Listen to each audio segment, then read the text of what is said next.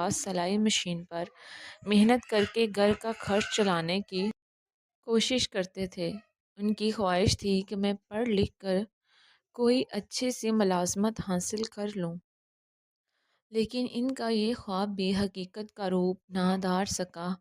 مجھے پڑھائی کا ذرا بھی شوق نہیں تھا، بس جیسے تیسے انٹر کر کے نہ تھا اور نہ ہی ایک جگہ مستقل بیٹھنا میرے بس کا روگ تھا۔ میں نے کہا کہ میں یہی کاروبار بڑے پیمانے پر کرنا چاہتا ہوں۔ میری خواہش کو دیکھتے ہوئے ابا جی نے کچھ رقم اپنے پاس سے لگائی، کچھ دوستوں سے ادھار لی اور مجھے سلائی کی کچھ مشینیں خریدی۔